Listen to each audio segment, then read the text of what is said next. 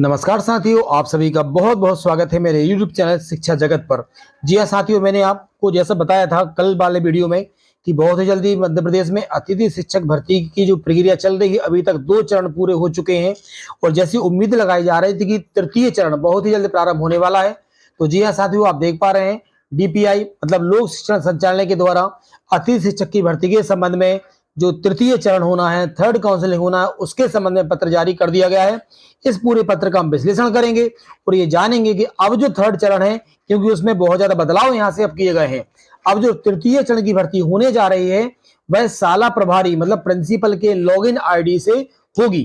जी हाँ साथियों, ये बहुत बड़ी खबर है कि अब जो भर्ती होगी वह शाला प्रभारी के लॉगिन आईडी से होने वाली है। तो आइए हम इस पत्र का पूरा विश्लेषण करते हैं। देखेंगे आप सबसे पहले इस जो आदेश है इसका विषय क्या है। शैक्षणिक सत्र 2025-26 में शासकीय विद्यालय में रिक्त पदों के विरुद्ध अतिथि शिक्षकों की व्यवस्था के संबंध में।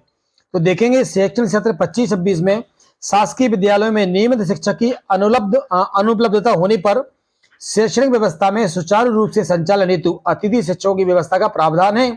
और हम जानते हैं कि वर्तमान में अधिकतर विद्यालयों में अतिथि शिक्षकों की व्यवस्था भी कर दी गई है। सितंबर माह से होने वाली रिक्तियों पर अतिथि शिक्षक व्यवस्था हेतु अब निम्न निर्देश प्रसारित किए जा रहे हैं। साथ ही सभी आपसे मेरा अनुरोध है कि इस वीडियो का एक एक पॉइंट आपको जरूरी है जानना। इस प्रक्रिया के तहत आप अतिथि शिक्षक बन सकते हैं। यह संपूर्ण कार्रवाई आपको करना है। तो देखेंगे अब अतिथि शिक्षक आमंत्रण हेतु एजुकेशन पोर्टल 3.0 के अंतर्गत जो एक सिस्टम है, आप देखेंगे गेस्ट फैकल्टी मैनेजमेंट सिस्टम। इस मॉड्यूल पर अब यहां से आपको समझना है कि जो 16 प्रभारी हैं इनके लॉगिन आईडी से क्या होगा, विकासखंड पैनल की जो मेरिट सूची उपलब्ध है एक पूरे ब्लॉक की है ना, वह उपलब्ध करा दी गई है। शाला प्रभारी विद्यालय में जो रिक्त पद है उनके विरुद्ध अब देखना कौन करेगा, यहां से शाला प्रभारी। शाला प्रभारी विद्यालय में रिक्त पदों के विरुद्ध अतिथि शिक्षक की आवश्यकता होने पर निम्नानुसार कार्रवाई करेंगे। वो क्या क्या कार्रवाई करेंगे देखेंगे। विद्यालय में किसी आवेदक के द्वारा यदि विगत सत्र में रिक्त पद के विरुद्ध अतिथि शिक्षक के रूप में कार्य किया है तथा आवेदक का नाम विकास खंड की पैनल सूची में है तथा उस विद्यालय का पद भी रिक्त है, तो उस आवेदक को प्राथमिकता के आधार पर उसी विद्यालय में आमंत्रित किया जाएगा। सबसे पहला पॉइंट पोस्ट IMP, इसका आशय क्या है आपको समझना है।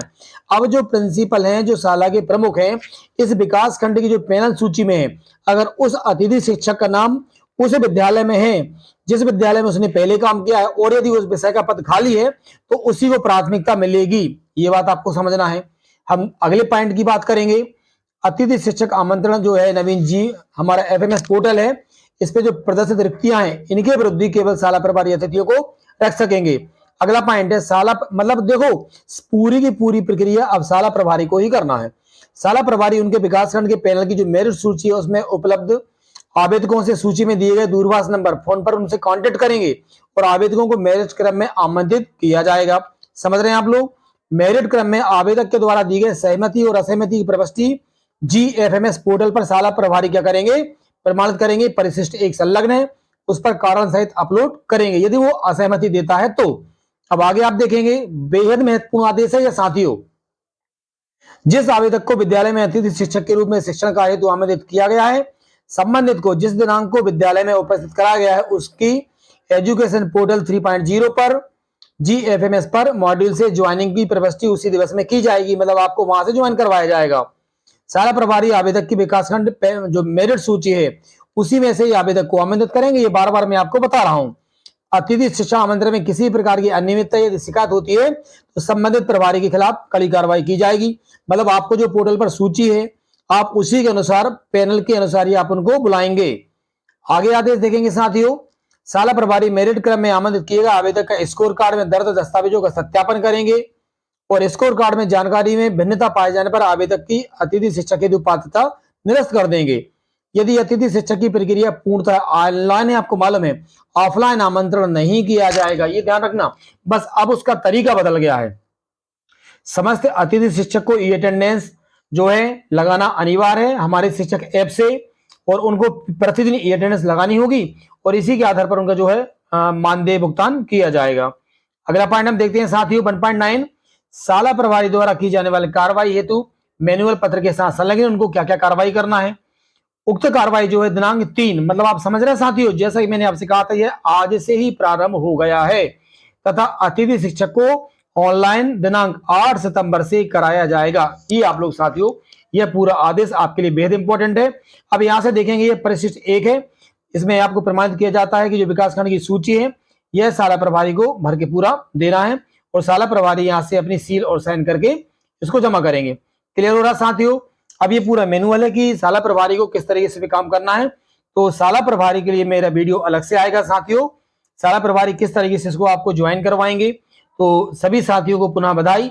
आप अगर विकासखंड की पैनल सूची में आपका नाम है तो साला प्रभारी के माध्यम से आपके पास फोन कॉल आएगा। इस बात को आपको ध्यान रखना है, फिर आप ऑनलाइन आवेदन करेंगे।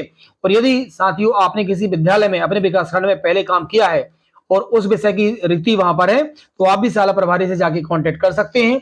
और कल और डबल से पूरा विस्तृत वीडियो में आपको बना के इस पे जारी कर दूंगा। इसके बावजूद भी हमारे किसी साथी को कोई कठिनाई या परेशानी होती है तो मैसेज बॉक्स में वो कमेंट कर सकता है। मैं पूरी कोशिश करूंगा आपका समाधान करने की। इस प्रकार की जितनी भी नई लेटेस्ट अपडेट न्यूज आएगी साथियों, आपको मेरे इस यूट्यूब चैनल शिक्षा जगत के माध्यम से आपको प्राप्त होती रहेगी। जो हमारे साथी इस चैनल पर नए हैं, आप सभी से अनुरोध है कि वीडियो को लाइक शेयर करें और अपने साथियों तक इसको जरूर पहुंचाएं। और जो भी साथी इस चैनल पर नए हैं वीडियो को सब्सक्राइब जरूर करें। आप सभी का बहुत बहुत धन्यवाद।